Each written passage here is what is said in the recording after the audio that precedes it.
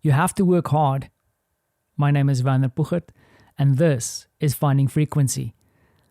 Now, during the course of my days, and this has been happening quite often now, because we have a relative amount of parcels arriving here at home, and then also I have to rush out to the parcel locker to go pick up stuff, because there's a selection of Christmas gifts arriving for the family, for Marta, and of course for the little tyke who runs around here in our house. So he doesn't know it yet, but he's going to get a little plastic tool kit set because he insists on having tools.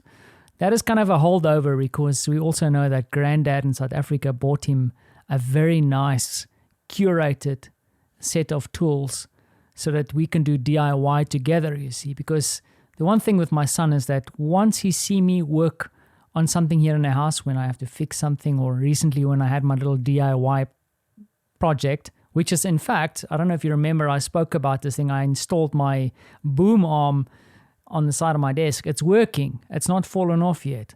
But that is mostly because I had a 4-year-old helping me throughout the whole process, screwing in things, drilling holes. And that also motivated him to let go of his idea to have a computer for Christmas, thank God, and actually opt to get some tools. And I'm not worried about the costs. I know you're thinking, Vanna, you're cheapy. It's not about that. I just feel like the idea of having tools and working with your hands is probably something I feel more comfortable with him aspiring to, rather than having another screen in the house. And damn it, Marta and myself, we are technology addicted. So having another screen in the house and buying a computer for a 4-year-old, we were talking about wrapping up one of my old MacBooks. I've got a really old one lying around here that was still from ad agency days, and giving that to him just so that he can practice. But we've already done that, and he's playing games here and there under our supervision just to introduce him to technology. But the idea of giving him some tools, and also the other thing we started doing, and I'm kind of excited about that, is we started introducing him to board games. So yeah, simple things like matching cards, and Marta bought him one that he got in his advent calendar today. It's like a kind of a little setup, and then you have to flick little darts into like a selection of holes. I know it sounds crazy, you can't see it, but it's cool to engage with him on that. The only thing that worries me a little bit about my 4-year-old is that he is a really bad loser. He reminds me of me when I was still playing paintball. I was like a little chihuahua. A little bit like Donald Trump, bit of a bad loser. But so I'm trying to get little Francie out of his Humpty Trumpty phase, because the thing is, I want him to understand that, you know, playing games and just hanging out and enjoying the time and seeing someone else win and encouraging someone else, that's cool. It might be a little bit too much to expect for a 4-year-old to handle at this stage. He wants to win. Trust me, he wants to make a race, but when he does make a race, you have to lose. And yeah, he's going to have to learn that life doesn't work like that. And I learn that on a daily basis here behind my little IKEA desk. You don't always get to win, but sometimes, you know, just being in the race and participating and, collaborating with other people, that's worth the while, worth the effort, I guess. And so I can't sit here talking too long, because my son did tell me that I need to work harder so that he can get, or I can get more money so that I can get more parcels coming to our house. So who am I to fight with that? But I need to say that I also wrangled in last night when he was talking about that. I said to him, okay, Francie, so how about you earn some money? And then he said the magic words, but I don't have anything to do. And then I rubbed my hands together and said, listen, you can always work for daddy. I think my dad did that to us a long time ago. The glories. Yeah, so maybe I can really put this little 4-year-old to work, right? Please just don't report me. that being said, there is a little bit of a serious thing I wanted to talk about as well. Not super serious, just something to think about, something that I'm thinking about, and also came up in a conversation with my friend Terry yesterday. So from time to time, I get to have a phone call with Terry over there in California, where they are kind of ducking and diving between lockdowns now because things are a bit crazy over there. I mean, if they're not dodging fires, they're dodging lockdowns. So my heart goes out to the folks on that side. But we did talk about something interesting, something that motivated me a little bit more. So as per tradition, I will now sit down in January. I've already started doing some of it to look at how my business has been doing. But the thing is, because I'm an ex-Deloitte guy, I will probably, and I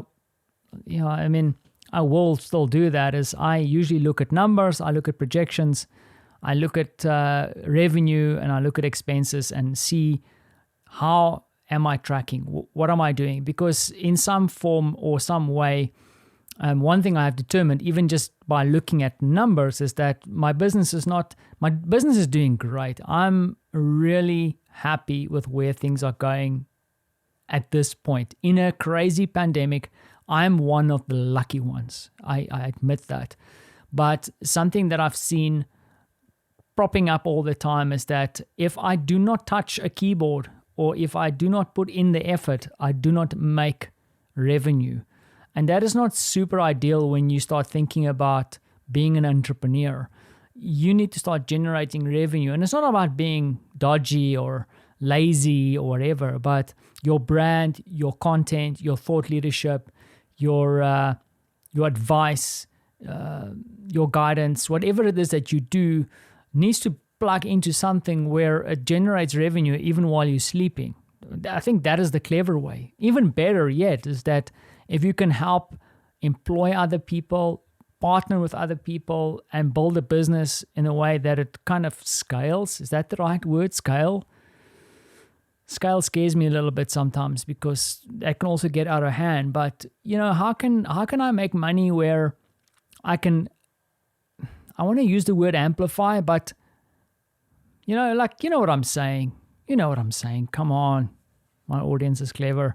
So, I need to start thinking about that because really at the moment, and I don't know how you look at your time, is that I'm a consultant. I charge per hour. And of course, I can lift the rate up and down. But ultimately, when I do not work, I do not make money. If I don't sell hours, I'm not making money.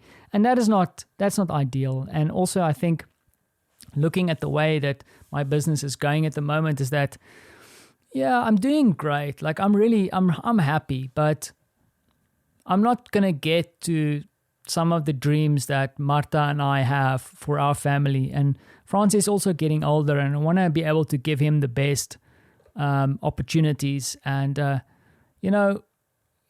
don't want him to need for anything. And at the moment he doesn't. I mean, once again, I'm talking out of a way privilege here. I've got so much support structures around me and, where I'm at in Europe and whatever, and family and well-wishers and friends. I'm lucky, but I feel like I have to not sit back and just take it for granted. I need to work on it, and I need to think about how this could scale. So it's really when Francie busts into my office here and tells me to Pratsa, I know that, I have to think about things. And I do also see on my side that this selling hours thing is also, once again, tapping into personal family time. And especially in the last 2 or 3 months, it's not been great in the sense of balance. But then again,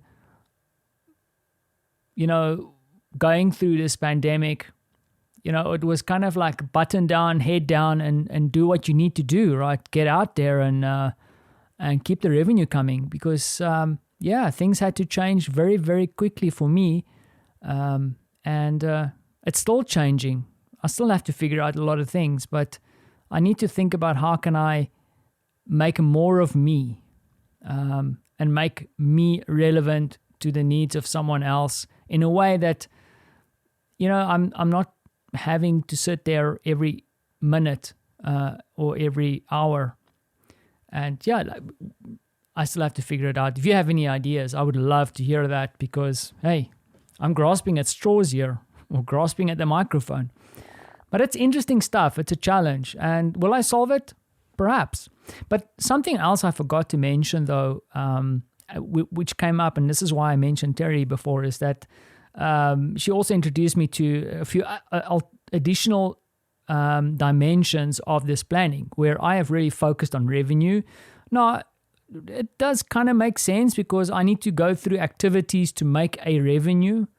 And if I put a target out there, I need to do whatever needs to be done to get to that target. And that's what I've been kind of used to since my consulting days. But then there's also targets like your personal growth, relationship, health, and you need to plug that on top of your goals as well.